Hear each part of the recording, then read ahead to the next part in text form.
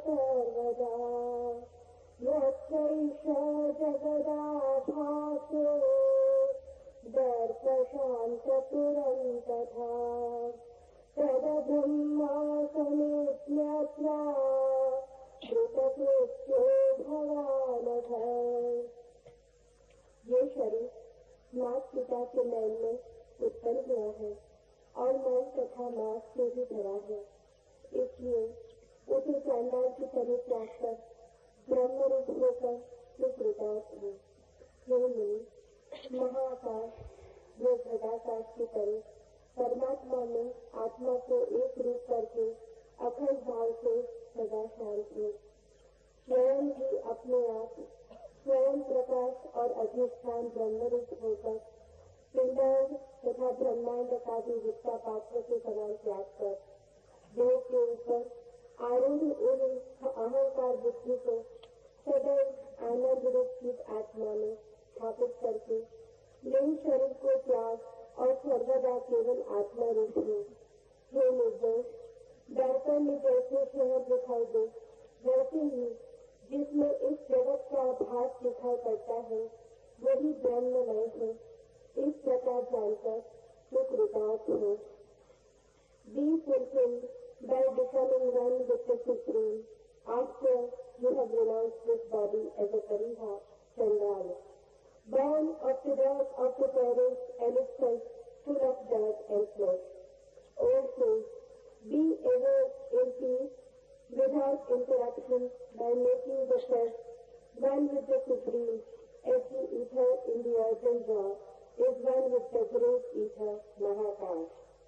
Be self-created, self-illumined and established in the Supreme, and thus renounce the body and the universe. Fixing your egoistic intellect in the ever-blissful and conscious self, renounce the physical body and be alone in yourself.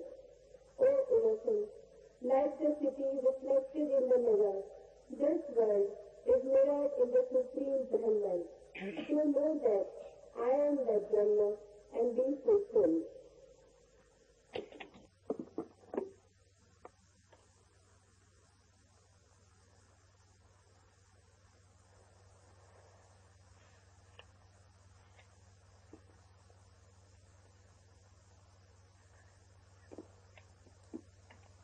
शरीर को भी हम बाहर से ही जानते हैं।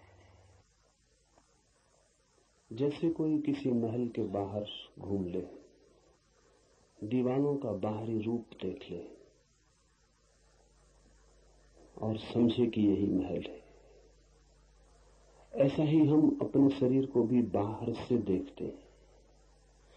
बाहर से दिखाई जो पड़ता है शरीर वही नहीं।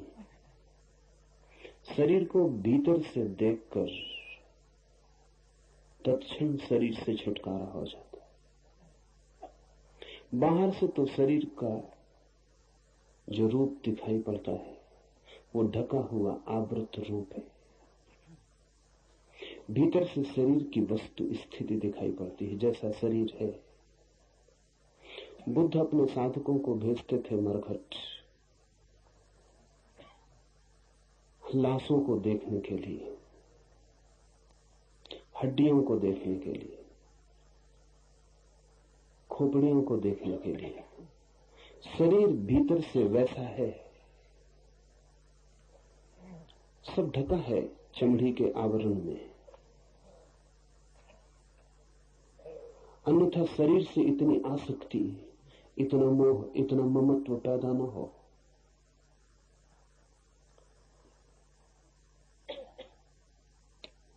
कभी शरीर को भीतर से देखने का प्रयास करें तो ये सूत्र समझ में आ सकेगा। कभी अस्पताल में चले जाएं, कभी ऑपरेशन की टेबल पर खड़े हो जाएं, देखें सर्जन को शरीर का ऑपरेशन करते हुए, तो भीतर जो दिखाई पड़े शरीर की वस्तु स्थिति वही है। ये सूत्र ध्यान के लिए बड़ा सहयोगी है। शरीर की कोई निंदा नहीं है इस सूत्र में, इसे ठीक से समझ लें। धर्म किसी की भी निंदा में उत्सुक नहीं है, न ही किसी की प्रशंसा में उत्सुक है। धर्म तो जैसा है उसे जानने में उत्सुक है। तो जब ये कहते हैं कि शरीर हड्डी मांस मज्जा मल मूत्र इन सब का जोड़ है, तो ध्यान रखना कहीं भी निंदा का कोई भाव नहीं। ये कोई शरीर को नीचा दिखाने की चेष्टा नहीं है। शरीर ऐसा है, शरीर का जो होना है उसको ही खोलकर रख देने की बात है। ये सूत्र कहता है ये शरीर माता पिता के मैल से उत्पन्न हुआ, मल तथा मांस से भरा है। इसका जैसे अपने ही पास अपने ही निकट चंडाल खड़ा हो, शूद्र खड़ा हो और उसका कोई त्याग करके दूर हट जाए, ऐसा ही इस शरीर का त्याग करके तो ब्रह्म रूप होकर कृतार्थ हो। चांडाल शूद्र बड़े मूल्यवान शब्द हैं।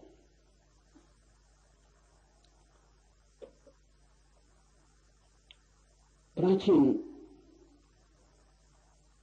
भारतीय मनोविज्ञान कहता है कि जो व्यक्ति भी अपने को शरीर मानता है वो शूद्र है। शूद्र का अर्थ है जिसने अपने को शरीर मान रखा है। ब्राह्मण का अर्थ है जिसने अपने को ब्रह्म जान लिया। ब्राह्मण कोई ब्राह्मण के घर में पैदा होने से नहीं होता,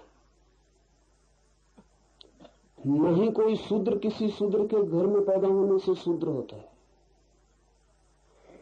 शूद्रता का और ब्राह्मणत्व का कोई भी संबंध घरों से नहीं है, परिवारों से नहीं। शूद्र एक मनोदशा है, ब्राह्मण भी एक मनोदशा है। सभी लोग शूद्र की तरह पैदा होते हैं, कुछ ही लोग ब्राह्मण की तरह होकर मर पाते। सारा जगत शूद्र है। शूद्र अर्थात जगत में सभी लोग अपने को शरीर मानकर जीते। ब्राह्मण को खोजना बहुत मुश्किल है।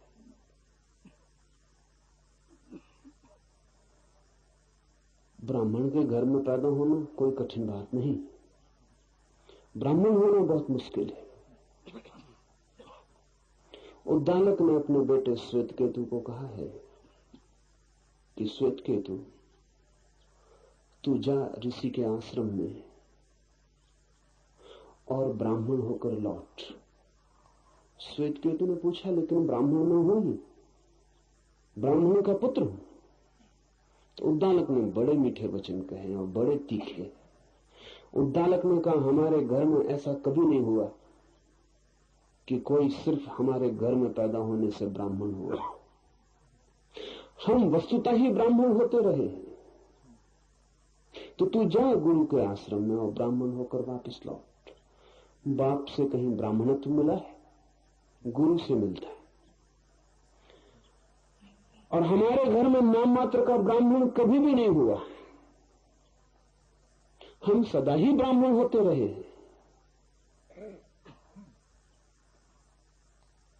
तू जा और जब ब्राह्मण हो जाए तो वापस लौट आना। ये सूत्र कहता है शूद्र की भांति, चांडाल की भांति इस शरीर से दूर हट जाओ। दूर हटना भी नहीं पड़ता, समझ में आ जाए कि दुर्गंध है, समझ में आ जाए मलमूत्र है, समझ में आ जाए मांस मज्जा है, दिखाई पड़ जाए, दूर हटना शुरू हो जाता है। हम खिंचते हैं वहां, आकर्षित होते हैं वहां जहां सोचते हैं सुगंध है, सुवास है। हटने लगते हैं वहां से, विकर्षित होते हैं वहां से जहां लगता है दुर्गंध है। शरीर के पास रहने का जो मन है हमारा, वो शरीर के संबंध में हमारे अज्ञान के कारण ही है। हमें पता ही नहीं कि शरीर हमारा क्या है। तो शरीर को भीतर से देखें, अपने ही सर्जन बन जाएं, अपने को ही उगाड़ें। चमड़ी बहुत मोटी नहीं है, बहुत पतली है, और चमड़ी के भीतर जो छिपा है उससे हम कितना राग बना लेते हैं और इस भांति जीने लगते हैं जैसे वही हमारा सब कुछ होना है।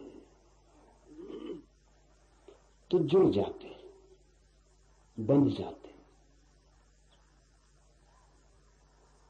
शरीर की ठीक ठीक स्थिति ख्याल में आने लगे तो आप पाएंगे दूर हटना शुरू हो गया।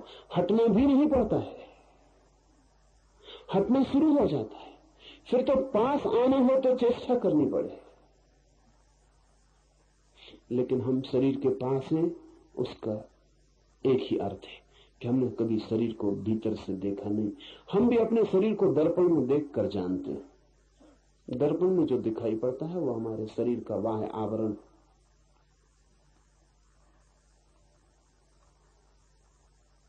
बड़ा अच्छा हो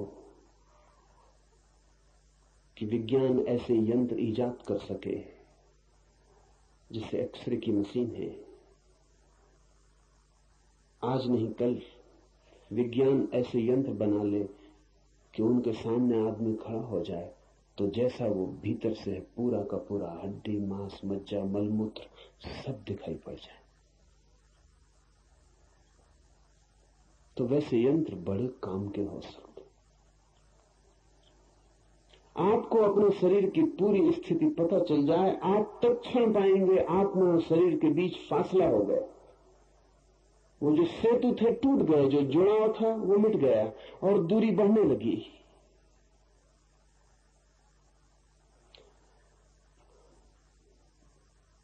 उपनिषद के ऋषियों ने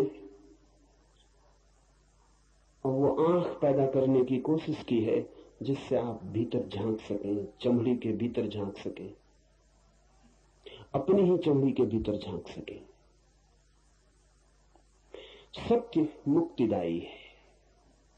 स्वयं के शरीर का सत्य पता चल जाए तो भी मन मुक्त होना शुरू हो जाता है। असत्य बंधन है, नहीं हम जिससे जानते उससे हम बंध जाते।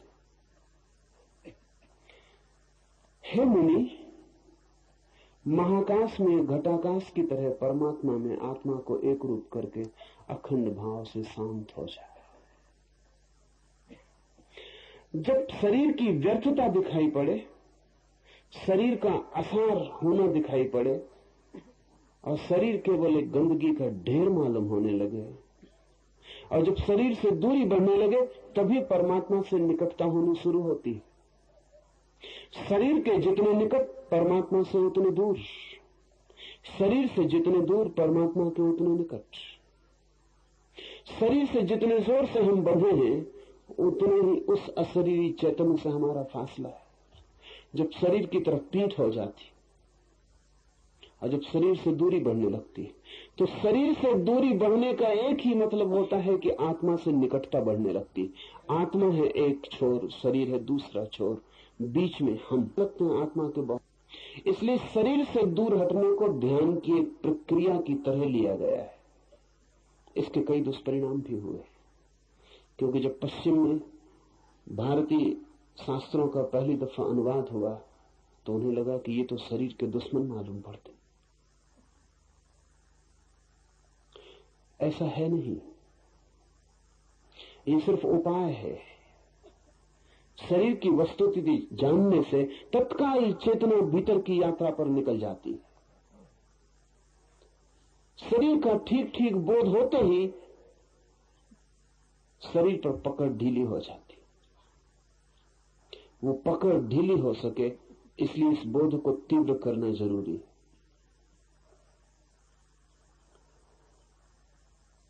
मृत्यु पर चिंतन, शरीर की वस्तु स्थिति पर मनन, उघाड़ कर शरीर का जो रूप है उसे आंख के सामने कर लेना, विधियां हैं ध्यान की,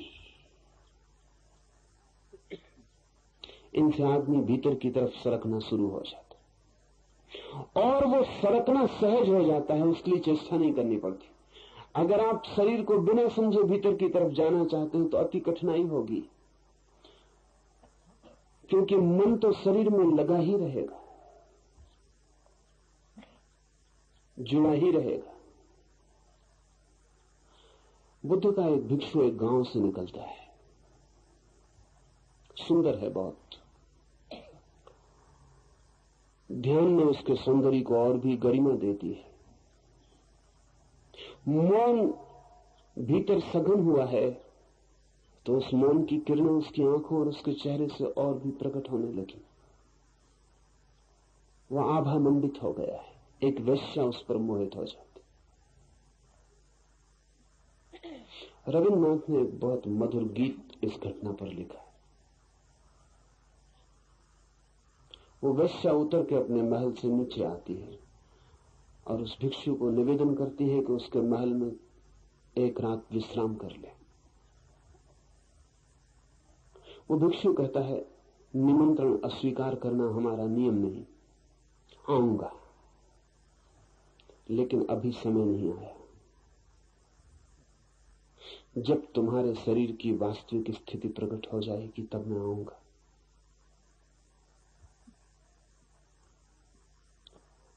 अभी तुम भूल में हो,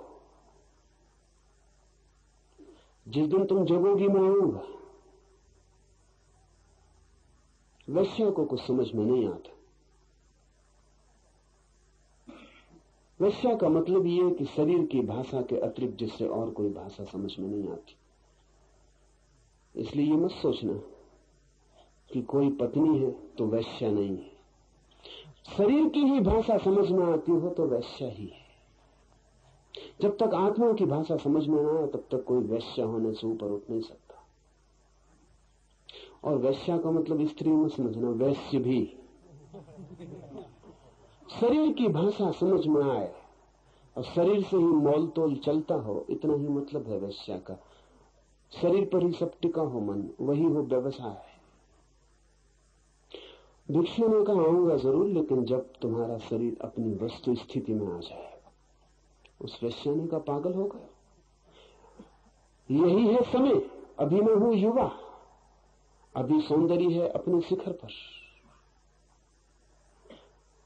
शरीर इससे बेहतर हालत में फिर कभी ना होगा। उस भिक्षु ने कहा, बेहतर की चिंता नहीं है, वास्तविक की चिंता है। जब वास्तविक होगा आ जाऊंगा। उस वेश्या ने कहा, मैं कुछ समझ नहीं पा रही हूं, थोड़ा स्पष्ट करके कह दे। उस भिक्षु ने कहा कि जब कोई भी तुम्हारे पास ना आएगा तब मैं आ जाऊंगा, क्योंकि तब शरीर वास्तविक स्थिति में होगा। तब शरीर बाहर भी वैसा ही दिखाई पड़ने लगेगा जैसा भीतर है। अभी भीतर जैसा है वैसा बाहर नहीं दिखाई पड़ता। जब कोई भी तुम्हारे पास ना आएगा तब मैं आ जाऊंगा। फिर बहुत वर्ष बीत गए, वेश्या वृद्ध हो गई, सारे शरीर पर कोढ़ फैल गया, अंग अंग उसके गलने लगे।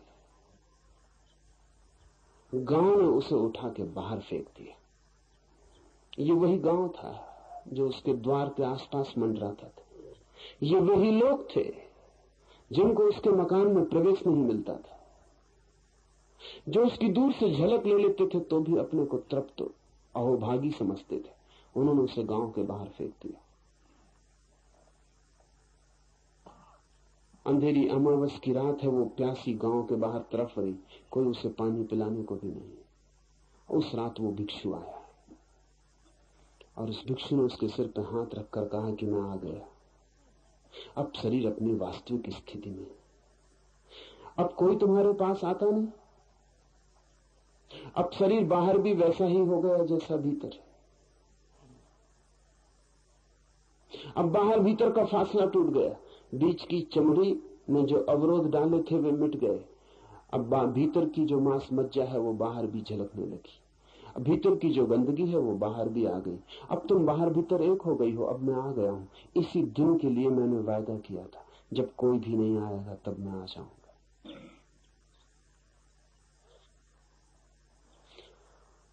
रही मेरी बात, उस भिक्षु ने कहा, मुझे तो उस दिन भी ये दिखाई पड़ता था जो आज बाहर आ गए, तुम्हें नहीं दिखाई पड़ता था। मैं तो उस दिन भी तुम्हारे घर मेहमान हो सकता था, मुझे कोई अड़चन न थी। तुम्हें भ्रांति और बढ़ जाती कि अब तो भिक्षु भी मेरे घर मेहमान होने लगे। मेरी कोई अड़चन न थी, उस दिन भी आ जाता, क्योंकि उस दिन भी मैं यही देख रहा था जो आज तुम्हें दिखाई पड़ रहा है। जो आज पूरे गांव ने देख लिया है वो मैंने उस दिन भी देख लिया था। लेकिन वो वैश्या वहां बाहर पड़ी भी अपने शरीर को नहीं देख रही, आंख बंद करके वो उन्हीं दिनों का स्मरण कर रही जब शरीर सुंदर था, जब गांव में गरिमा थी, गौरव था। बुढ़ापे में भी लोग जवानी का चिंतन करते, शरीर भी अपनी सच्चाई को प्रकट कर देता है तो मन से ढांकते रहते हैं, चमड़ी भी साथ नहीं देती अब तो आंखें बंद कर लेते और भीतर वो जो बीत गया उसका रस लेते रहते। बूढ़ा भी जब जवानी का रस लेता है तो समझना कि वो शूद्र ही मरेगा, और जब जवान भी बुढ़ापे को आने के पहले ही शरीर में देख लेता है तो समझना कि ब्राह्मण होकर मरेगा। मरता हुआ आदमी भी जब जीवन की ही वासना लिए रहता है तो समझना कि शूद्र है, और भरी जवानी में भी आदमी जब मृत्यु को देखने लगता है तो समझना कि ब्राह्मण का जन्म शुरू हो गया। और ये जरूरी है कि शरीर की ये वास्तविकता हमें दिख जाए तो हमारी पीठ हो जाए इसकी तरफ और मुंह हमारा उस तरफ हो जाए जहां चैतन्य। हे मुनि, महाकाश में घटाकाश की तरह परमात्मा में आत्मा को एक रूप करके अखंड भाव से सदा शांत रहो। मोड़ लो मुंह अपना शरीर से और फिर देखो उस महाआकाश की तरफ। वो महाआकाश निकट ही है, एक घड़ा रखा हो, जमीन पर हम उसे उल्टा रखते हैं तो घड़ा आकाश की तरफ देखे पर उसे दिखाई पड़ेगी केवल मिट्टी की देह, आकाश दिखाई नहीं पड़ेगा। घड़े को उल्टा रख दिया जमीन पर, वो आकाश की तरफ देखे, उसे क्या दिखाई पड़ेगा? उसे दिखाई पड़ेगी अपनी ही मिट्टी की परत, अपनी देह, अपना शरीर, आकाश दिखाई नहीं पड़ेगा। फिर घड़े को हम सीधा रख दें और घड़ा आकाश की तरफ देखे, मुंह आकाश की तरफ है, तो अब घड़ा देख पाएगा कि देह में नहीं हूं, और अब घड़ा ये भी देख पाएगा कि जो छोटा सा आकाश मेरे भीतर है वही आकाश बाहर है, और हम दोनों के बीच कहीं भी कोई अंतराल नहीं, हम दोनों अविच्छिन्न हैं। सतत मैं ही फैलता चला गया हूं इस आकाश में, सतत ये आकाश ही मुझ तक चला आया है, और बीच में कहीं कोई अवरोध, कहीं कोई सीमा, कहीं कोई दीवार नहीं। ठीक ऐसी ही घटना घटती जब आप शरीर की तरफ देख रहे होते हैं तो आप उल्टे घड़े की तरह रखें, आपको शरीर दिखाई पड़ता है। जब आप शरीर से मुंह मोड़ते हैं आप सीधे घड़े की तरफ हो गए, अब आपका मुंह आकाश की तरफ खुलता है। जैसे ही कोई व्यक्ति शरीर से मुड़ता है तत्क्षण आकाश की तरफ उन्मुख हो जाता है, और पहली दफा उसे दिखाई पड़ता है कि जो विराट फैला हुआ है उसमें और मुझ में कहीं भी कोई रत्ती भर का भेद नहीं है। मैं ही विराट हो गया हूं, विराट मुझ तक आ गया है। हे मुनि, महाकाश में घटाकाश की तरह परमात्मा में आत्मा को एक रूप करके अखंड भाव से शांत रहो, और जैसे ही ये दिखाई पड़ता है शांति घटित हो जाती। अशांति क्या है? क्या है हमारी बेचैनी? हमारी बेचैनी यह है कि हम बहुत बड़े हैं और बहुत छोटे में कैद। हमारी बेचैनी यह है कि जैसे बड़े आदमी को एक बच्चे के कपड़े पहना दिए हो, वो हिलडुल भी ना सकता हो और जगह जगह बन गया हो, और कपड़े भी कपड़े के ना हो, लोहे के हो, तो जो अड़चन मालूम होगी वही हम सबकी अड़चन। हम हैं बड़े, बड़े नहीं विराट, और बहुत छोटी देह में कैद। घर बहुत छोटा है, निवासी बहुत बड़ा है। सब जगह अड़चन मालूम पड़ती है, सब जगह सीमा, और सब जगह उपद्रव मालूम पड़ता है। कहां से निकलने की कोई जगह नहीं मालूम पड़ती। और कठिनाई बढ़ गई है, क्योंकि जो हमारा कारागृह है उसे हमने अपना घर समझ लिया, तो हम उसको सजाने में लगे।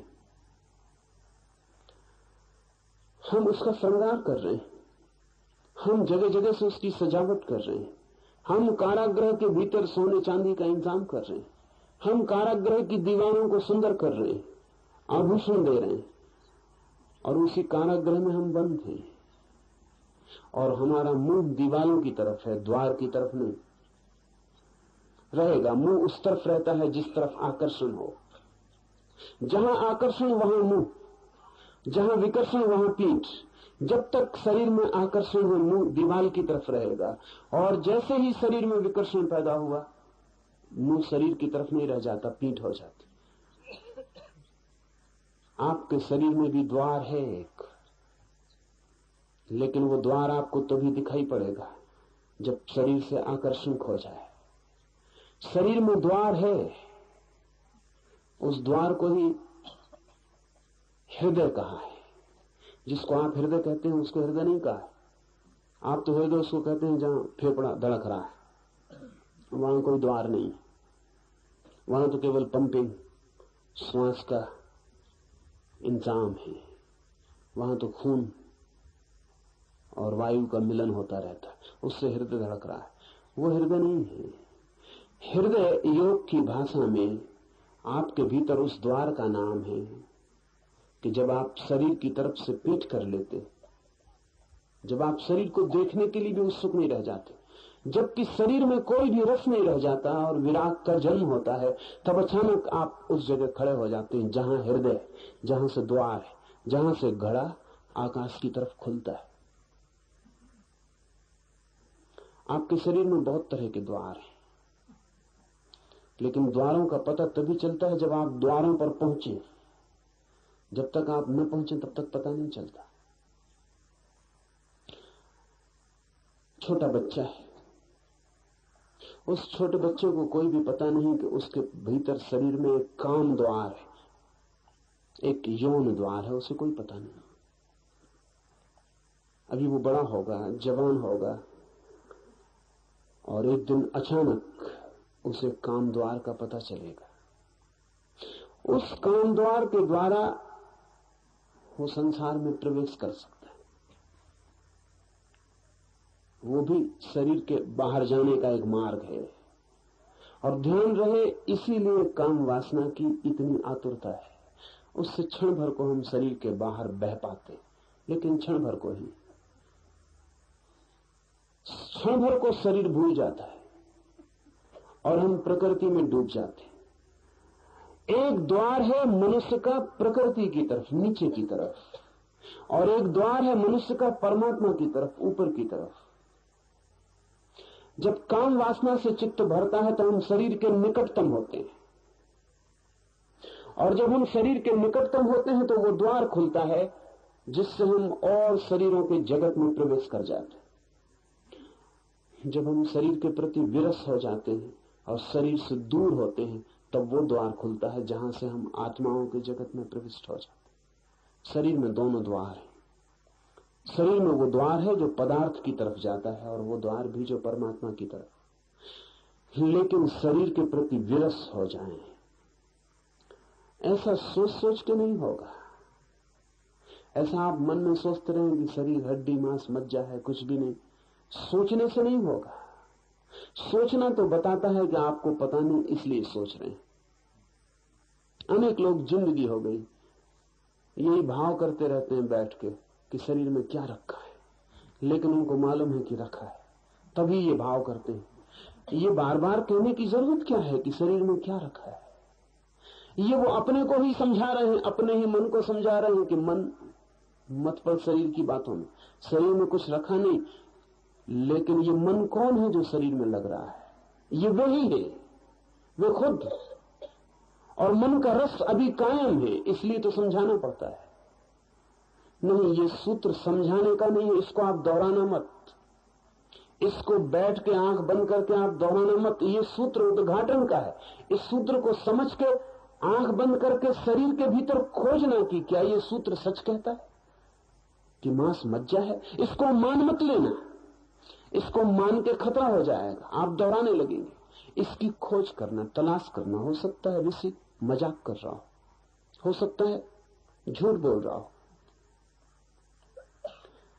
ऋषियों ने जो भी कहा है वो विश्वास करने के लिए नहीं है, खोजने के लिए। अपने भीतर खोजना, टटोलना अपनी हड्डियों को, अपने मांस में अपने पंजों को गपाना और खोजना, अपनी खोपड़ी को छूना और देखना वहां क्या है, और सब तरफ से अपने शरीर से परिचित होना। जिस दिन ये परिचय हो जाएगा, और इसमें देर क्या है, ये तो आज हो सकता है। ये शरीर तो आपको मिला ही हुआ है, लेकिन आपने कभी इसकी खोज नहीं की, इसको आपने कभी जांचा पड़ता नहीं। और ऐसा अजीब है आदमी कि आपको तो माफ भी किया जा सकता है। मैं ऐसे डॉक्टर्स को जानता हूं जिनका सारा अध्ययन, जिनकी सारी शिक्षा हड्डी मांस मज्जा की है, वे भी इतने ही मोहित हैं शरीर में। एक डॉक्टर का भी शरीर में मोहित होना चमत्कार है। इसका मतलब है अंधापन गजब का है। अंधापन का कोई हिसाब नहीं। ये सर्जन की तरह ये डॉक्टर टेबल पर शरीरों को काटता रहता है और फिर भी मजनू की तरह लैलाओं के गीत गाता रहता है। तो चमत्कार इसको कहना चाहिए। ये ताबीज वगैरह निकाल देते हैं साईं बाबा, ये कोई चमत्कार नहीं है। चमत्कार ये है कि ये आदमी रोज काटता है मांस मज्जा को, और जब शरीर को खोलता है तो दुर्गंध की वजह से नाक बंद कर लेता है। एक एक हड्डी से, एक एक नस से परिचित है। भीतर सुंदर जैसा कुछ भी नहीं है।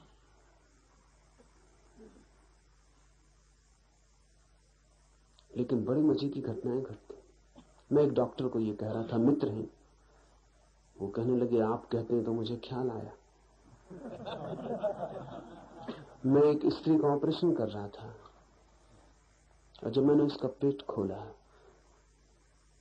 तो नासिया, बहुत मन विकार, वो सब जो दिखाई पड़ा उससे मन बहुत विकृत हो गया और बड़ी घबराहट भीतर मालूम होने लगी। ये एक तरफ चल रहा है, और उस डॉक्टर ने मुझे कहा, ईमानदार आदमी है, कि ये एक तरफ चल रहा है और पास में मेरे नर्स खड़ी है, उसमें मेरा रस भी चल रहा है। इधर पेट खोल के रखा हुआ हूं, इसको जल्दी किसी तरह निपटाऊं, क्योंकि उस नर्स के साथ मुझे सिनेमा देखने जाना। ये है आदमी का मन। हम अपने को धोखा देने में इतने कुशल हैं। ये वो वही करेगा, ये जाके अभी नर्स का हाथ हाथ में ले लेगा और बिल्कुल भूल जाएगा कि हाथ क्या है।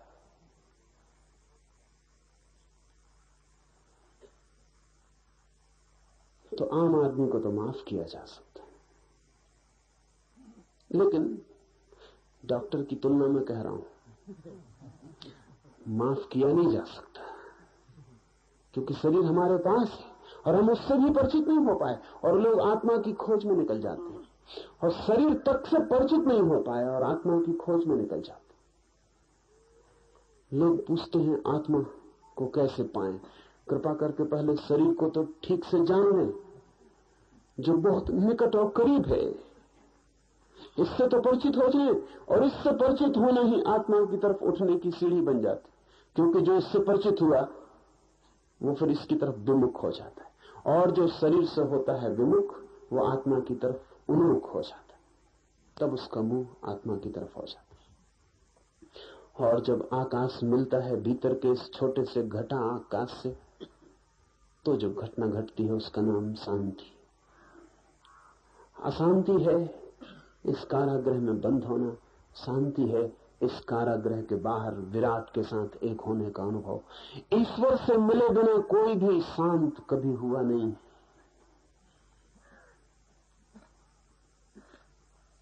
इसलिए जब जितने भी आप उपाय करते हैं शांत होने के, वो व्यर्थ जाएंगे। कमोबेश अशांति हो सकती है, कभी अशांति ज्यादा कभी कम। बस जिसको आप शांति कहते हैं वो कम अशांति का ही नाम है, इससे ज्यादा नहीं। नॉर्मल अशांति, साधारण अशांति हो तो आदमी कहता सब शांत, सब ठीक चल रहा है। अशांति थोड़ी बढ़ जाती तो थोड़ी दिक्कत मालूम होती। मनुष्य कहते हैं कि हमारा धंधा कुल इतना है कि हम तुम्हें सामान्य रूप से पागल रख सके। दो तरह के पागल हैं दुनिया में, बस दो ही तरह के आदमी ही हैं। असाधारण रूप से पागल, उनको हमें पागल खाने में रखना पड़ता है। साधारण रूप से पागल दुकानों में, दफ्तरों में, सब जगह बैठे हुए। इनके बीच जो फर्क है वो डिग्री का, मात्रा का। इनमें से कोई भी उचक के दुकान से एकदम पागल खाने में जा सकता है, कोई अड़चन नहीं। जरा मात्रा बढ़ाने की जरूरत है और आप रोज कई दफा पागल खाने के करीब हो जाते। जब आप क्रोध से भर जाते तो आप क्षण भर के लिए पागल हो गए। आप में और पागल में कोई फर्क नहीं, आप वो काम करेंगे जो पागल करता है।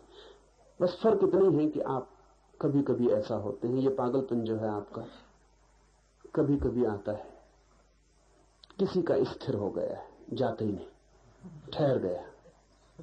आप थोड़े तरल पागल, लिक्विड, बहते रहते हैं। कोई ठोस हो गया, बर्फ की तरह जम गया। मनुष्यविद कहते हैं कि हमारा कुल काम इतना है कि जो जरा ज्यादा आगे चले गए पागलपन में, उनको जरा पीछे ले आना और सामान्य भीड़ के साथ खड़ा कर देना। इससे ज्यादा हम कुछ कर नहीं सकते। एडजस्टमेंट कर सकते हैं कि वापस साल 2 साल समझा बुझा के दवा दारू से वापस बिठा देना वहीं जहां वो पहले अपनी दुकान में बैठे थे। इतना पागलपन जिससे कि काम में बाधा ना पड़े, काम चलता जाए। अशांति हमारा स्वभाव बन गई है और स्वाभाविक है ऐसा होना, क्योंकि शांत होने का एक ही अर्थ है। जब गंगा सागर में गिरती है, उन दोनों के बीच जो घटना घटती है उसका नाम है शांति। जब आपकी सरिता भी सागर में गिरती, तब जो घटना घटती उस मिलन के क्षण में, उसका नाम है शांति। परमात्मा से मिले बिना कोई शांति नहीं। स्वयं ही अपने आप स्वयं प्रकाश और अधिष्ठान ब्रह्म रूप होकर पिंडांड तथा ब्रह्मांड का भी विष्ठा पात्र के समान त्याग कर दे। न केवल इस शरीर को त्याग कर देना है, बल्कि ये जो विराट शरीर दिखाई पड़ रहा है, ब्रह्मांड, ये जो बड़ा जगत दिखाई पड़ रहा है, छोटे रूप में आदमी तस्वीर है बड़े जगत की। आपके बाहर फैला हुआ एक शरीर है, वो आपकी देह, भीतर छिपा हुआ चिदात्मन ज्योति है आत्मा की। ठीक ऐसे ही इस पूरे विराट का शरीर है जगत, और उसके भीतर छिपा हुआ ब्रह्म। इस शरीर का तो त्याग कर ही देना है। ये जो बाहर विराट शरीर फैला हुआ है, ये भी इसी के साथ व्यर्थ हो जाता है, इसका भी त्याग कर देना। जब कोई व्यक्ति अपने शरीर से विमुख होता है तो उसे आत्मा का अनुभव होता है। इस शब्द को ठीक से समझ लें।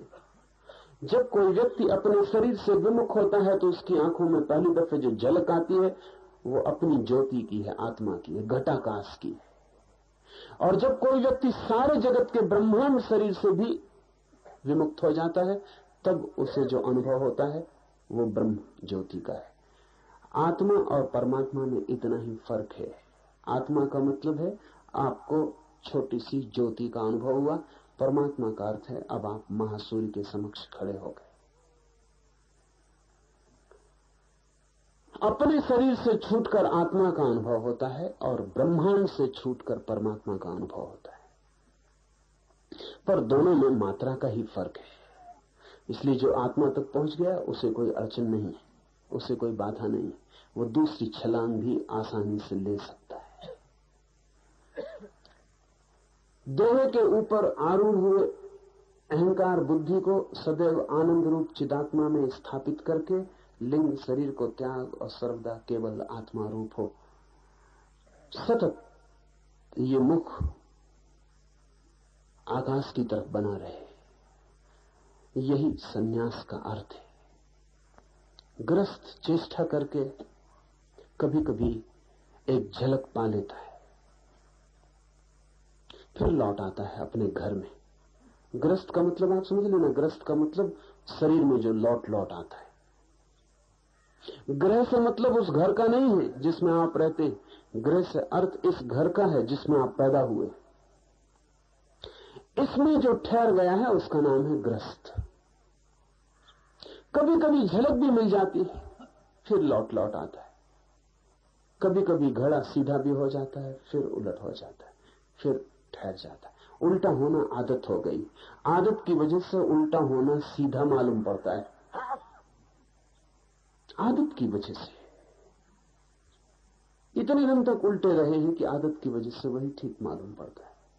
अगर एक आदमी को जन्म के साथ शीर्षासन करवा दिया जाए और वो शीर्षासन किए ही बड़े किए जाए, तो किसी दिन अगर उनको सीधा खड़े होने को कहा जाए तो वो कहेगा क्या उल्टा खड़ा करवा रहे हैं।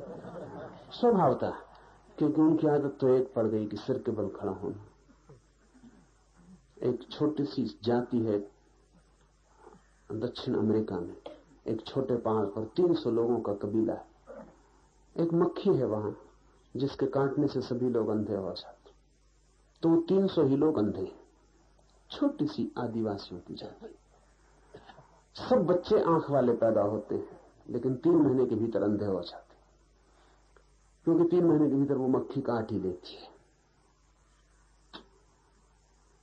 इसलिए उस कबीले को पता ही नहीं कि आंखें होती, और 3 महीने के बच्चे को तो क्या पता चलेगा कि आंखें, बाकी तो सब अंधे हैं। 3 महीने के भीतर हर बच्चा अंधा हो ही जाएगा। अगर उस कबीले में कभी कोई आंख वाला पैदा हो जाए तो निश्चित ही उस कबीले के डॉक्टर उसकी आंखों का ऑपरेशन कर देंगे, क्योंकि बिल्कुल अस्वाभाविक मालूम पड़ेगा। आंख कहीं होती, किसको होती? किसी को नहीं होती। तो कुछ भूल हो गई प्रकृति की, ऑपरेशन कर देना जरूरी हो जाए। अंधा होना स्वाभाविक है, आदत बन गई। हम जैसे हैं वो स्वाभाविक लगता है, जरूरी नहीं कि स्वाभाविक हो। इसे थोड़ा ठीक से समझ लें। आदत स्वभाव मालूम पड़ सकती है, लेकिन आदत स्वभाव नहीं। आदत और स्वभाव में फर्क क्या है? आदत का मतलब है जिसे हम करते रहे हैं इसलिए करते चले जा रहे हैं।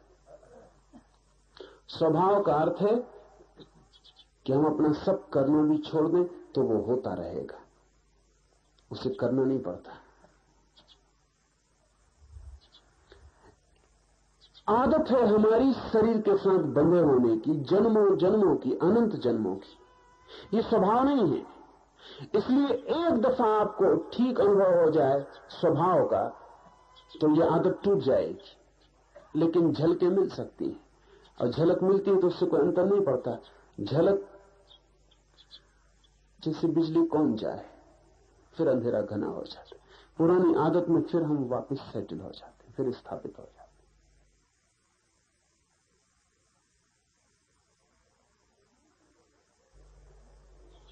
सन्यासी का अर्थ है जिसने ये निर्णय लिया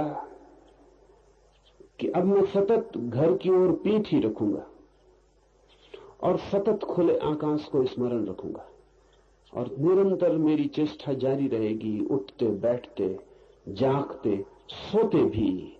जहां तक मेरा बस चलेगा वहां तक मैं ख्याल रखूंगा कि मेरा मन शरीर से न जुड़े, मेरी आत्मा उस विराट सागर में प्रवाहित होती रहे, बहती रहे। और जब मैं कहता हूं बहती रहे तो सिर्फ शब्द नहीं कह रहा हूं। जब आप इसका प्रयोग करेंगे तो आपको लगेगा ही कि आप सतत बह रहे हैं। जैसे ही आपका मुंह आत्मा की तरफ होगा, आपको लगेगा आप सतत उंडे ले जा रहे हैं, आप गंगा की तरह सागर में गिर रहे हैं। ये स्मरण बना रहे, ये सतत स्मरण बना रहे। हे निर्दोष, दर्पण में जैसे शहर दिखाई दे, वैसे ही जिसमें इस जगत का भास दिखाई पड़ता है वही ब्रह्म में हूं, इस प्रकार जानकर तू कृतार्थ हो। जिससे दर्पण में प्रतिबिंब दिखाई पड़ता है,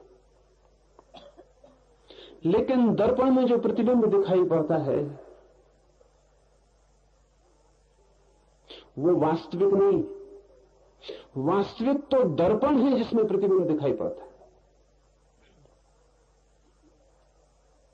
लेकिन आपको ख्याल हो या ना हो, जब आप दर्पण देखते हैं तो दर्पण नहीं दिखाई पड़ता, प्रतिबिंब दिखाई पड़ता है। जब आप दर्पण के सामने खड़े होते हैं तो आपने कभी ख्याल किया कि आप दर्पण देख रहे हैं? आप चेहरा देख रहे होते, दर्पण नहीं देख रहे होते। और जो चेहरा दिखाई पड़ता है वो बिल्कुल नहीं है, वहां बिल्कुल नहीं है, और जो है वो बिल्कुल दिखाई नहीं पड़ता। अगर ऐसा दर्पण बनाया जा सके जिसमें आपको चेहरा न दिखाई पड़े तो दर्पण आपको दिखाई ही नहीं पड़ेगा।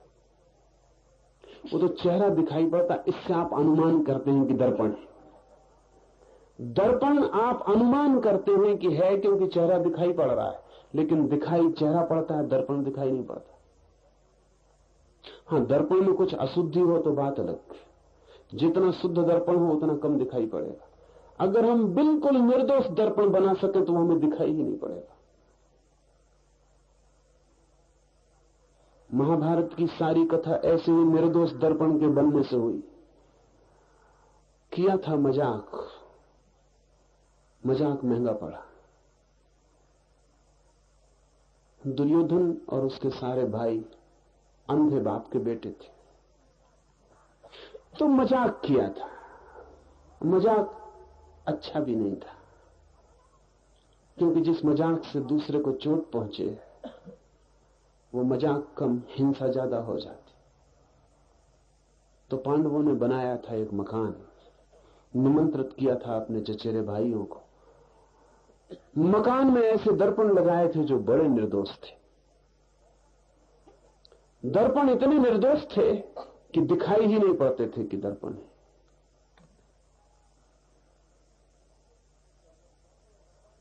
तो अगर दर्पण दरवाजे के सामने लगा था तो दरवाजा दिखाई पड़ता था, दर्पण दिखाई नहीं पड़ता था। दुर्योधन बेचारा उन दरवाजों से निकलने की कोशिश में सिर टकरा गया, उसका गिर पड़ा।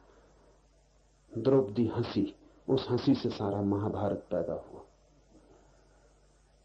उस हंसी का बदला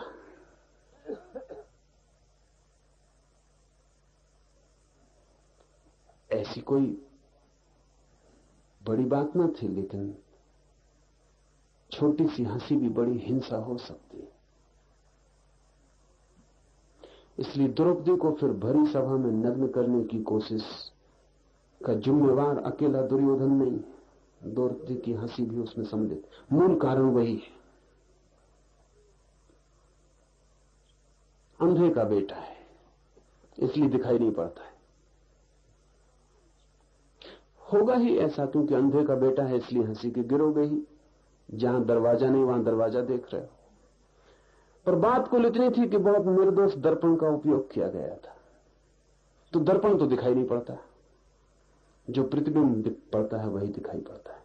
ऋषि कहता है, हे निर्दोष, दर्पण में जैसे प्रतिबिंब दिखाई दे वैसे ही जिसमें इस जगत का भास दिखाई पड़ता है, भीतर जो हमारी आत्मा है वो निर्दोष दर्पण है।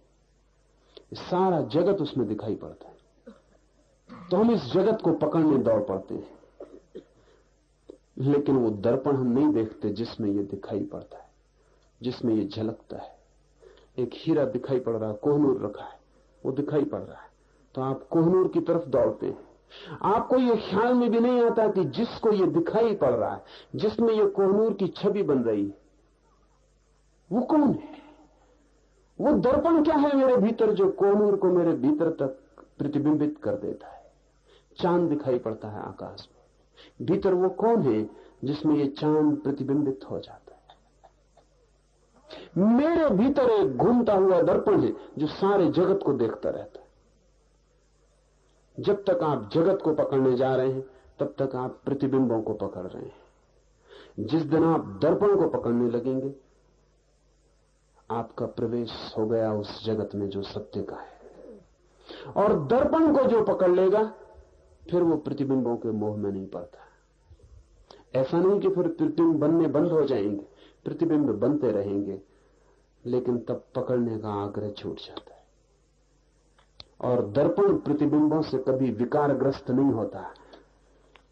चाहे आप कितने संसारों में भटकते रहे हो, आपका दर्पण निर्दोष बना रहता है। इसे थोड़ा समझ लें। इसीलिए कहा है हे निर्दोष। ये आपसे कहा है हे निर्दोष। आपको भी शक होगा कि ऋषि से कोई भूल तो नहीं होगी। हमसे और कहा हे निर्दोष नहीं, पर कारण से कहा है। चाहे कितने ही दोष हो जाएं, वो दर्पण निर्दोष ही रहता है। एक दर्पण के सामने आप कुछ भी खड़ा कर दें, गंदगी रख दें, मलमूत्र रख दें, दर्पण उसका प्रतिबिंब बना देगा। लेकिन क्या आप सोचते हैं कि दर्पण उस गंदगी से दोषी हो गया? गंदगी हटा दें, दर्पण वैसी का वैसा है, कहीं कोई रेखा भी न छूट जाएगी उस गंदगी की। तो आपके दर्पण के सामने बहुत कुछ घटता रहा है, लेकिन सामने ही घटता रहा है, दर्पण में कुछ भीतर जाता नहीं, जा सकता नहीं। इसलिए कहा है निर्दोष। ये एक बहुत बुनियादी फर्क है। ईसाईयत कहती है कि अपने दोष छोड़ो, हिंदू चिंतन कहता है जानो कि तुम निर्दोष हो ही। ईसाईयत कहती है छोड़ो पाप, छोड़ो दोष, हटाओ। हिंदू चिंतन कहती है हटाना क्या है, तुम दर्पण हो ये भर जान लो, फिर सब हट गया, तब तुम निर्दोष हो ही। बात एक ही है। अगर कोई हटाने में भी लग जाए तो सामने से दर्पण के अगर सब दोष हटा दिए जाएं तो दर्पण निर्दोष मालूम पड़ेगा। तो था ही। इस छोर से भी शुरू किया जा सकता है। जैन और हिंदू चिंतन का भी फर्क यही है। इसलिए बहुत मजे की बात है, जैन का भी जोर है दोष को हटाने पर। हटा दो दोष को, तो जितने दोष हट जाएंगे, अगर दोष सब हट जाएंगे तो दर्पण तो निखालिस है ही, वो निखालिस मालूम पड़ जाएगा।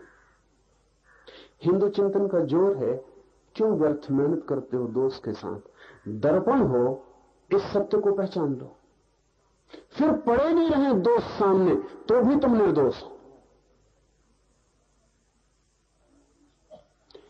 इसलिए जैनों को ऐसा लगता रहा है, ईसाईयत को भी लगता है कि हिंदू विचार थोड़ा खतरनाक है, क्योंकि इसमें फिर नीति पाप पुण्य के लिए बहुत जगह नहीं रह जाती। खतरनाक है, जितना गहरा सत्य होगा उतना खतरनाक हो जाता, क्योंकि जितना गहरा सत्य हो उतना शक्तिशाली हो जाता, और शक्ति में खतरा है। और गलत आदमी के हाथ पड़ जाए तो बहुत खतरा है। और अक्सर गलत आदमी शक्ति की तलाश में होते हैं, उनके हाथ में पड़ जाते हैं। पर हिंदू विचार है बहुत गहन, और बात इसकी है कि भीतर जो तुम्हारा चैतन्य है वो मात्र दर्पण है, जस्ट ए मिरर, मात्र दर्पण। उसमें तुमने जो भी देखा है वो बाहर है, भीतर कभी कुछ गया नहीं। हालांकि भीतर दिखाई पड़ता है। दर्पण के सामने कोई चीज रखो तो जितनी बाहर होती उतनी भीतर दिखाई पड़ती। किरणों के अनुपात का नियम, जितनी बाहर होती है उतनी भीतर दर्पण में दिखाई पड़ती है। तो एक बड़े मजे का सूत्र आप ख्याल में ले लें, जो बात आपको जितनी भीतर दिखाई पड़े जान लेना आपसे उतनी ही बाहर है। अगर कोई बात आपको बिल्कुल भीतरी मालूम पड़े तो बिल्कुल पक्का समझ लेना कि इससे ज्यादा बाहरी चीज खोजनी मुश्किल है। जैसे अक्सर होता है, लोग कहते हैं प्रेम बहुत भीतर है, उसका मतलब ये सबसे बाहरी चीज है, सबसे दूर का मामला है। जब आप कहते हैं कि किसी का प्रेम मेरे बिल्कुल हृदय में प्रवेश कर गया, तब समझ लेना कि आप बहुत दूर की चीज छूने की कोशिश में लगे। इसका मतलब यह हुआ कि कोई बहुत दूर है आपसे, और इसलिए दर्पण में इतने भीतर दिखाई पड़ रहा है। पास की चीजें पास दिखाई पड़ेंगी, दूर की चीजें गहरी दिखाई पड़ेंगी, और जरूरत नहीं है। दर्पण में कोई चीज कितने भीतर दिखाई पड़ती है, इससे भीतर होने का कोई संबंध नहीं। छोटी सी तलैया में भी चांद दिखाई पड़ता है, उतना ही गहरा जितना आकाश में दूर है, उतनी गहराई भी नहीं उस तलैया में। आपके दर्पण की कितनी गहराई होती, दर्पण को रख दे नीचे जमीन पर, चांद दिखाई पड़ेगा उतनी ही गहराई में जितना दूर चांद है।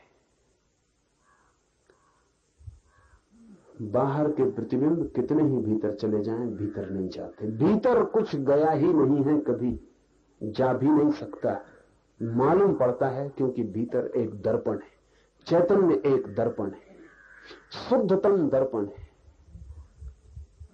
इतना शुद्धतम है क्योंकि कांच कितना ही शुद्धतम हो तो भी कांच तो होता ही है, उतना पदार्थ तो होता ही है, लेकिन शुद्धतम चैतन्य है। अगर हम कभी वायु का दर्पण बना पाए तो वो भी इतना शुद्धतम नहीं होगा जितना चैतन्य का दर्पण शुद्धतम होगा। अगर हम वायु का दर्पण बना पाए और उसमें कोई चीज प्रतिबिंबित हो सके तो हम बराबर प्रतिबिंब को खोजने निकल जाएंगे, दर्पण कोई बाधा भी नहीं देगा। वायु का दर्पण है, आप आर पार चले जाएंगे। चैतन्य का दर्पण और भी शुद्धतम है क्योंकि चेतना इस जगत में सबसे ज्यादा सूक्ष्म घटना है, सबसे ज्यादा सूक्ष्म शुद्धतम शक्ति है, उसमें यह जगत फलित होता है। ऋषि कहता है, हे मेरे दोस्त, दर्पण में जैसे प्रतिबिंब दिखाई पड़ते हो ऐसे इस जगत का भास तेरे भीतर होता है। इसे छोड़कर, इसे जानकर, इसे पहचान कर, मैं ब्रह्म हूं, मैं दर्पण हूं, वो नहीं जो प्रतिफलित होता है, बल्कि वो हूं जिसमें प्रतिफलित होता है। तू कृतार्थ हो, इसके बिना और कोई कृतार्थता है भी नहीं। जब तक कोई अपनी चेतना की शुद्धता को नहीं पहचानता तब तक अकृतार्थ है। वो कुछ भी करता रहे, कुछ भी पाता रहे, सब पाया हुआ व्यर्थ होगा, सब किया अनकिया हो जाएगा, सब दौड़ धूप ऐसी ही होगी जैसे कोई पानी पे लकीरें खींचता रहे, खींच भी नहीं पाता कि मिट जाती, फिर खींचता रहे, मिटती जाती। जिंदगी के आखिर में जिन लोगों ने प्रतिबिंबों की तलाश की है, मौत के क्षण में उन्हें पता चलता है पानी पर लकीरें खींचते हैं, सब खो जाता है। सब प्रतिष्ठा, सब पद, सब धन, सब संग्रह, सब खो जाता है। मौत के क्षण में पता लगता है कि बड़ी भूल हो गई, हमने सोचा था ग्रेनाइट पर लकीरें खींच रहे, पानी पर खींच रहे थे, लेकिन तब पता चलता है जब कुछ किया नहीं जा सकता। इसका पता अगर आज चल जाए, अभी चल जाए, तो कुछ हो सकता है। पानी पे लकीरें खींचना बंद हो सकता है, और जो आदमी हाथ खींच लेता है पानी पे लकीरें खींचने से, उस आदमी का दूसरे जगत में प्रवेश हो जाता है, उस जगत में जहां कुछ भी कभी नहीं मिटता है। एक है जगत मृत्यु का, एक है जगत अमृत का। मृत्यु से जो हट जाता है वो अमृत को उपलब्ध होता है।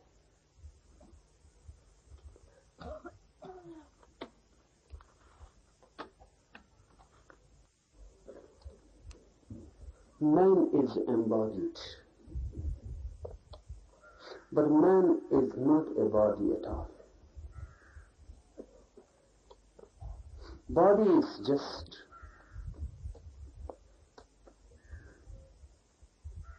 the periphery, the circumference. Body is just clothing.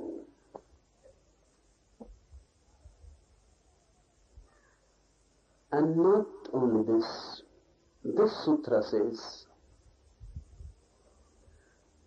that the very attraction towards the body, the attachment to the body, is based on a very false notion about the body. Really, we never encounter our bodies. Whatsoever we know about our bodies is known from without, as if you have seen your body in a mirror. So you don't know what body in reality is. Look at your body from the within. Then you will not encounter beauty. Then you will encounter filth, ugliness. Then you will encounter something totally different. Then it is not a beautiful face. The mirror has given you the beautiful face. When you look at your body from within, when you enter your body from within, you will meet bones, skeleton, a totally different world, never encountered. Go to a hospital, look at the ill bodies, diseased bodies. Go to an operation table, look into the body being operated. Go to a cemetery, look at the dead bodies. Go to a funeral. Then you will encounter what really body is.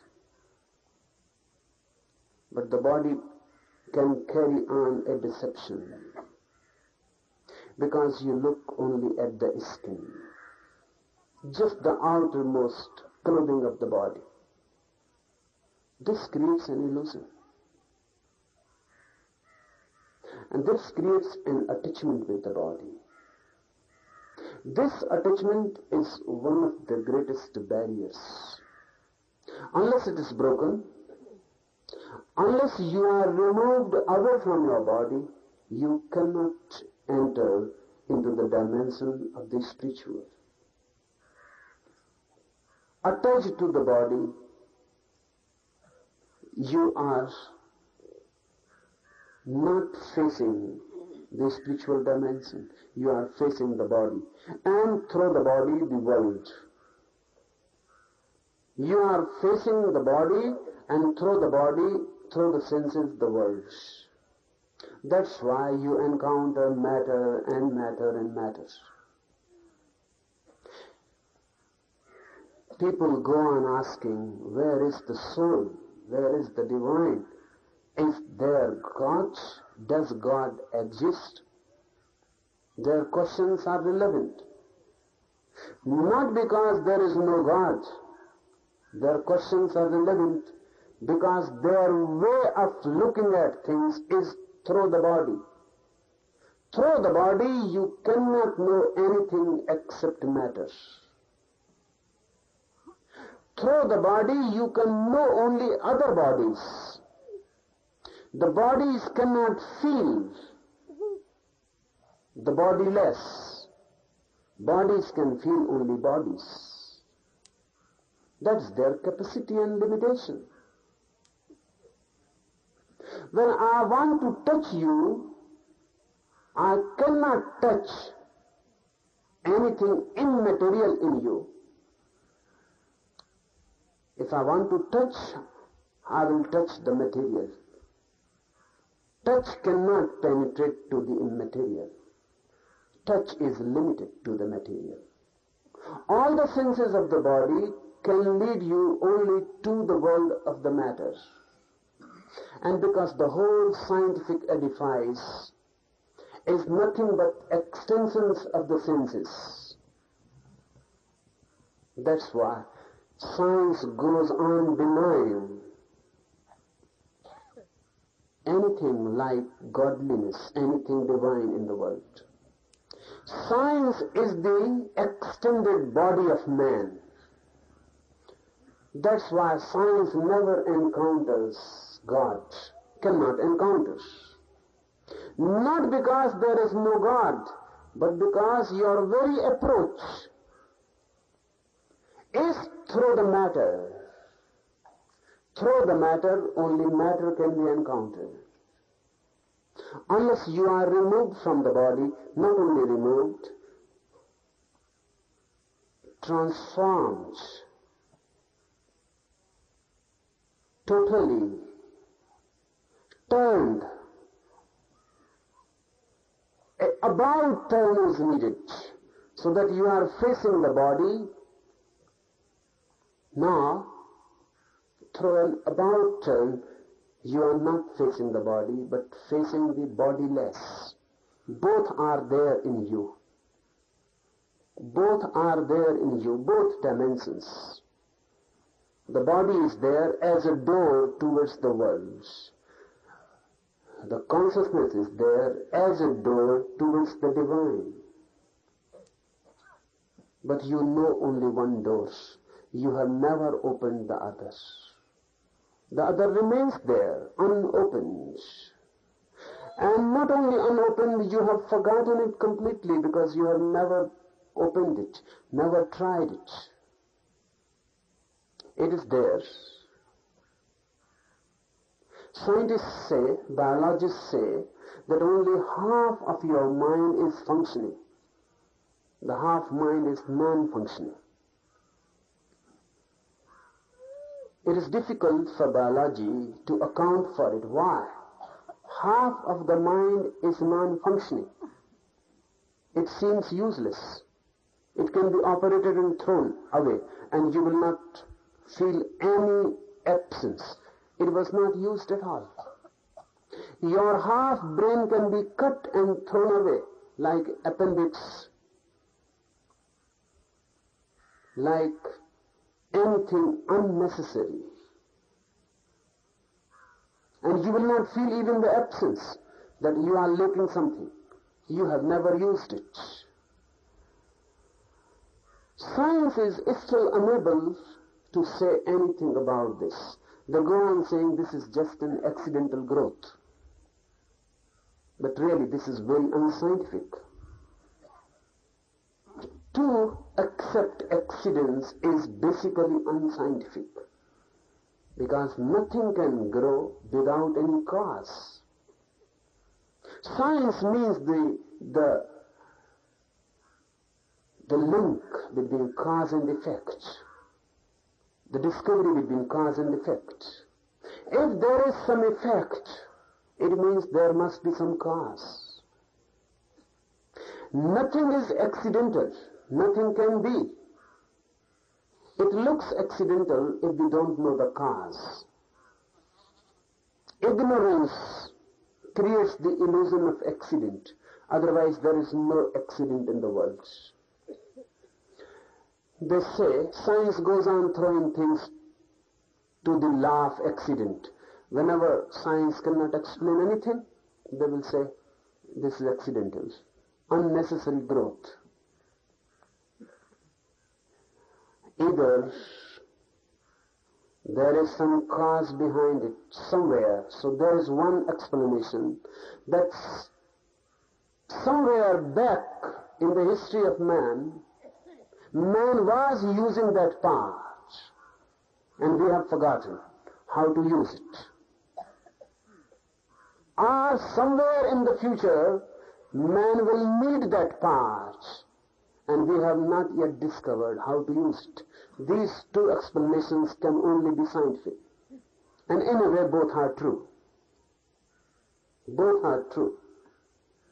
There have been civilizations in the world which have used that part, that unfunctioning part of the mind.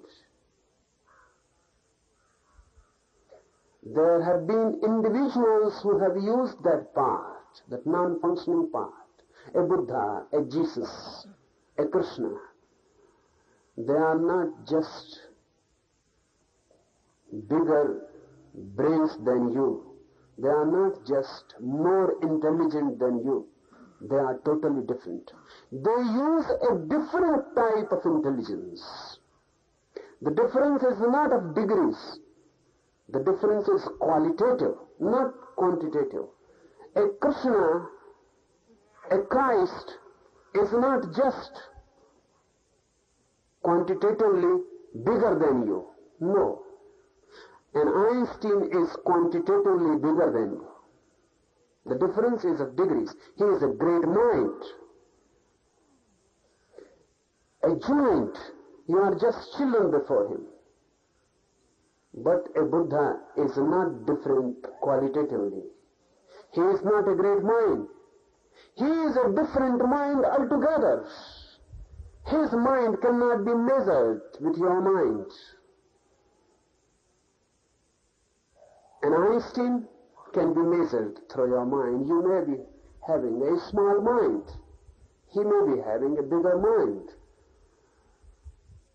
But you are both on the same path. You may be very much behind.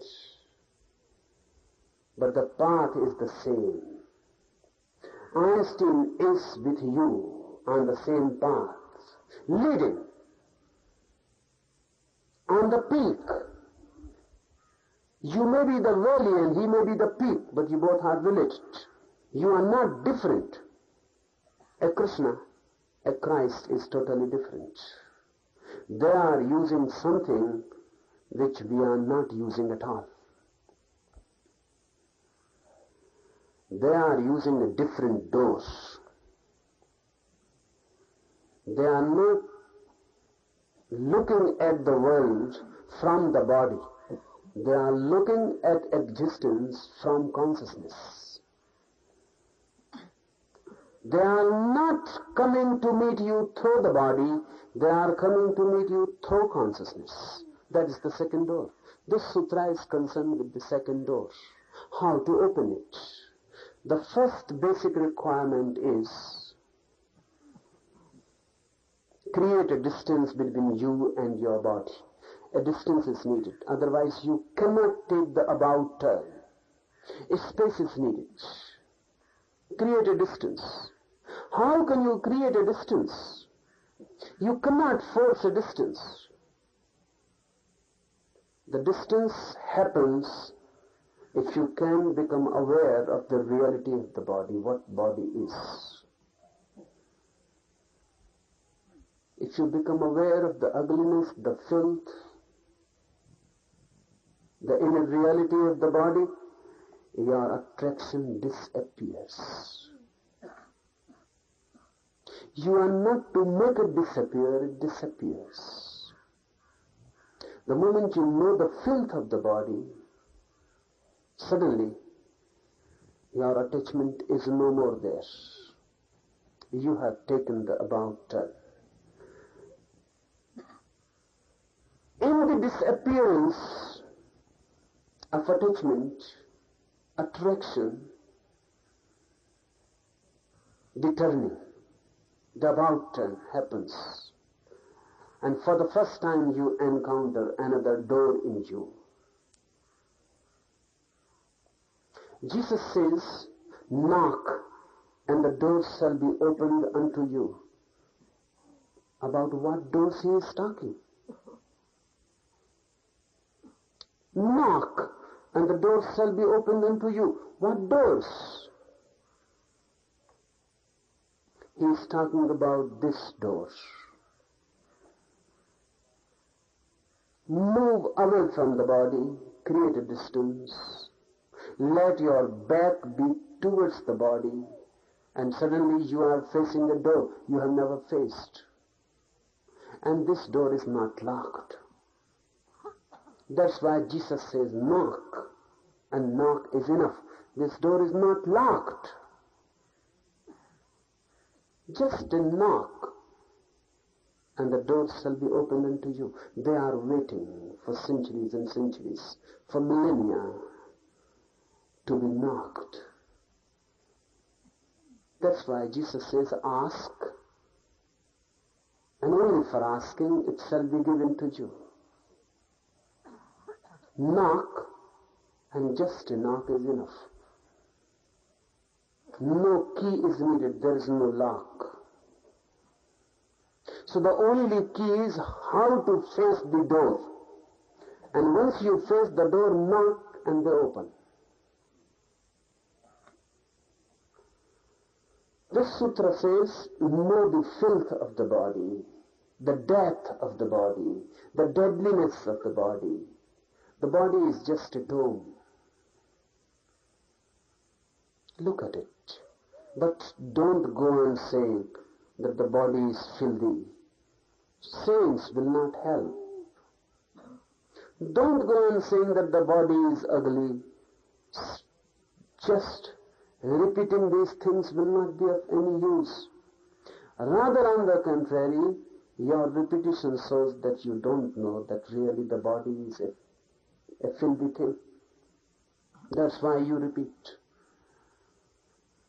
Through repetition, you want to create some auto-hypnosis. No. This sutra is not any suggestion for auto-hypnosis. So don't say the body is filthy. Don't believe in the teacher, in this Upanishad. Don't believe. Just try to find out whether he is right or not. Just feel the body from the in. From your head, go on down, down, down. Feel the whole body.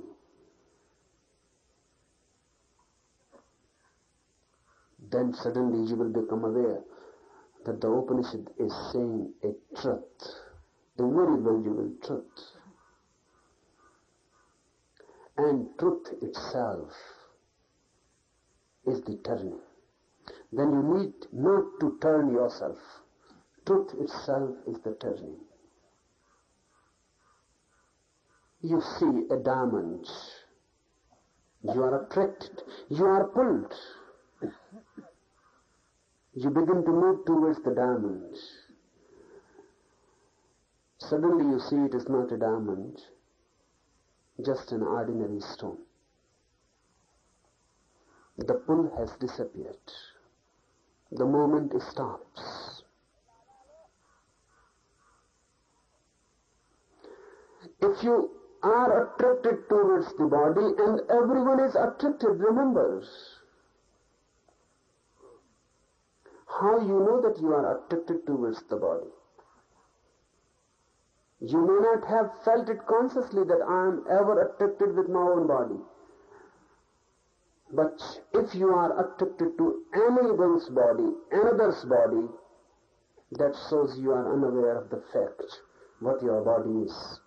If you are attracted to a beautiful body, if a man or a woman, it shows you don't know what body is. If any body becomes attractive to you, it shows that you have not known your body. Otherwise, no body can be attractive. If you know your body and the reality, then all attraction towards bodies will disappear suddenly. Then this whole world of bodies becomes a filth.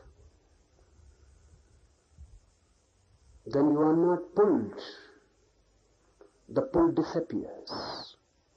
Then you don't gravitate towards the bodies. The gravitation disappears. And then a new law begins to function. Remember, there are contrary laws in nature. While one law operates, another cannot operate.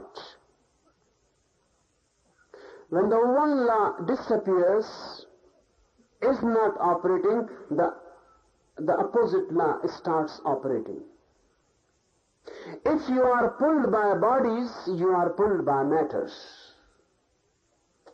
If this goes on, you will be again and again pulled to matter. This is what sex is. This is what biological reproduction is. One goes on reproducing oneself again and again.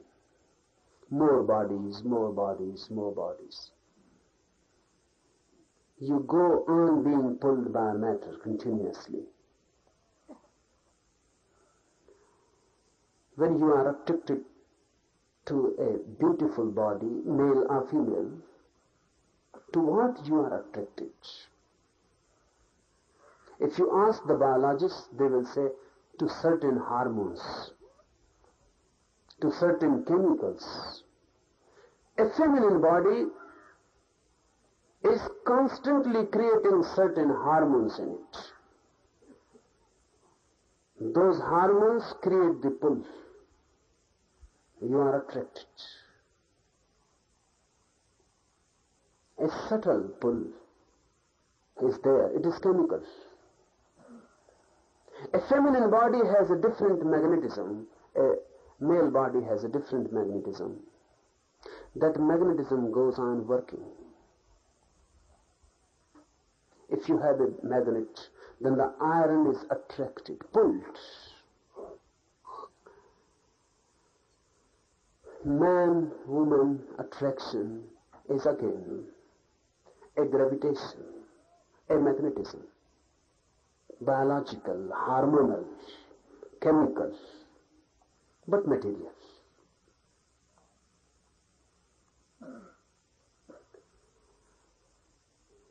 If you are attracted to bodies, know well, you have not known your own body at all. Then, try to know your own body. Don't believe what Upanishad says. Just go in and find out. Observe. Analyze. And find out what your body consists of. What is the stuff the body is made? If you can be daring enough, courageous enough to know the truth about your body,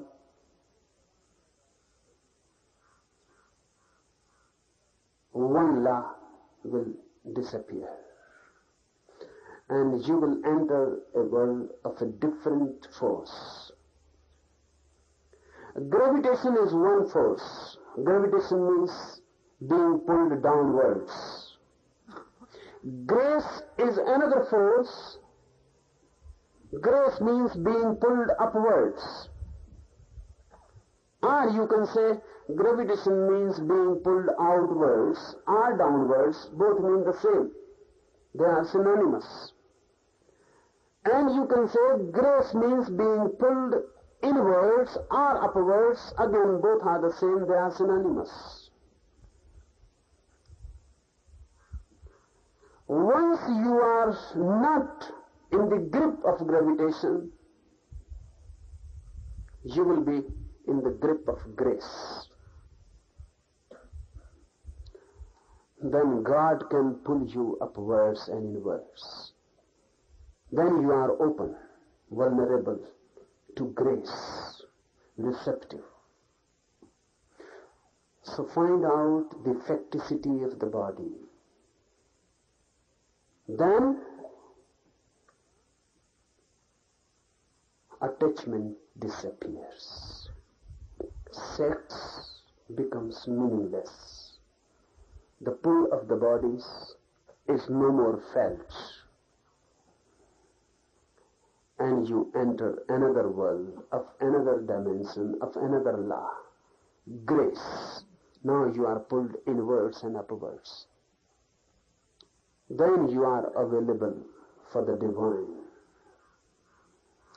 As you are now, you are not available for the divine. The divine cannot do anything with you. You are just closed.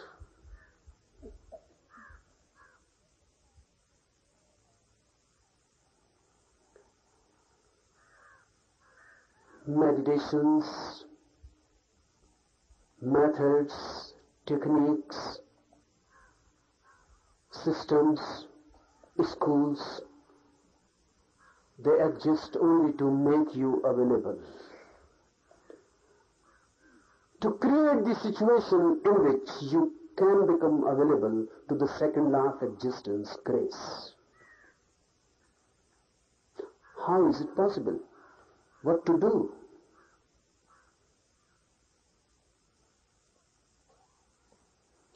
Be more conscious of the body.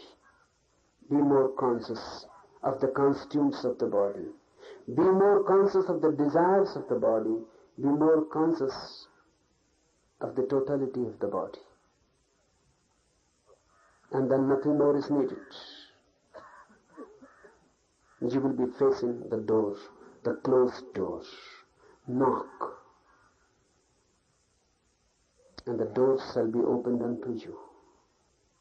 And once you enter the second door, you are no more limited in the body. You become joined with the infinite space. That's why man is anguish. Man is anguish, constant anguish, conflict, tensions, anxiety, insanity. Because a very infinite space is being confined, forced to live in a very small body. The infinite is being forced to live in the finite. That creates anguish. That creates uneasiness. Unless you can be infinite again, your anguish is to remain. Man remaining as man is incurable. Man remaining as man is the basic disease, and there is no medicine to cure it. Man is a disease. Unless man becomes divine, he cannot be cured.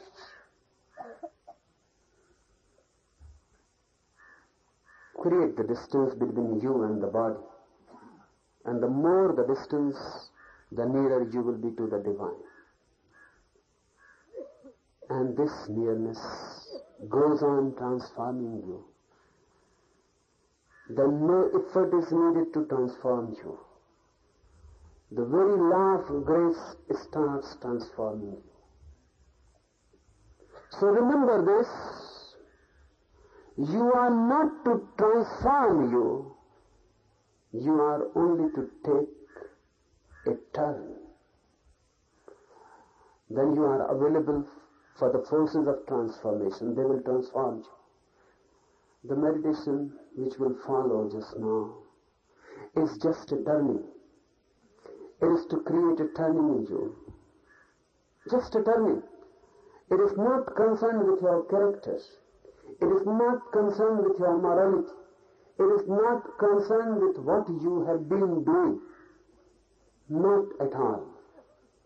You may be a sinner, everyone is. You may be a criminal, everyone is. Some are caught, some are not caught. That's another matter. This meditation is not concerned with what you are doing or with what you have been doing. No, not with your doing at all. You cannot do otherwise. As you are, all that you do naturally follows from it.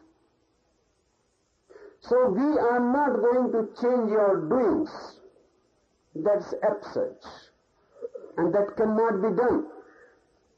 And if you go on thinking that you can change your character, your action, your doings, then you are in an illusion. Because if you remain as you are, available to the gravitational force, you cannot change anything. Your actions will be the same. You can change the names, but you cannot change substantially anything. Remember, in the whole life, this life at least, you don't remember the others. In this life, whole life, you have been trying many things to change. Have you succeeded? You have tried not to be angry. Have you succeeded? 50 years, 60 years, 70 years. Really, have you succeeded in creating a state of no anger?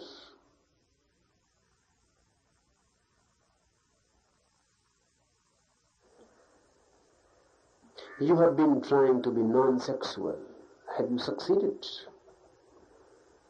But man goes on in decepting himself.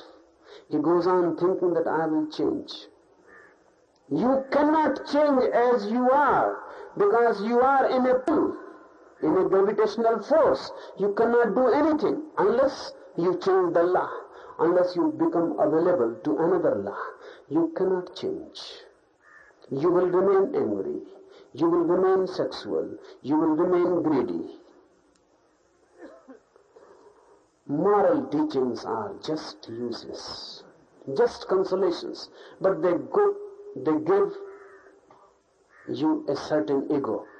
Even the conception that I can change myself, and if I am not changed, I have not done much effort. That's the reason. Any day I will make the effort necessary, and I will. No, sir. You cannot change. Whatsoever you do, you cannot change. And if you become aware of this fact, that's just ordinary things. One man smokes and he goes on thinking he can change. He can stop smoking. And he goes on thinking and he will go on smoking. And many times he will stop and will start again. And if he stops smoking, then he will substitute something else for it. He may start chewing gum. It makes no difference. It makes no difference. Only the thing has changed, not the mind. The mind was to be occupied somehow, so he was smoking. Smoking is an effort to be occupied. You cannot remain unoccupied. You become uneasy. One goes on smoking. It gives you a feeling of occupation. You don't feel alone. Cigarette becomes your companion. This is the reason.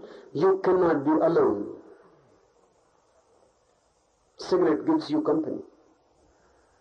You feel you are doing something. One of the reasons. There are many, because everything is multi-causal. Everyone wants to go on feeding the body, because everyone is afraid of death. And food seems to be the antidote of death.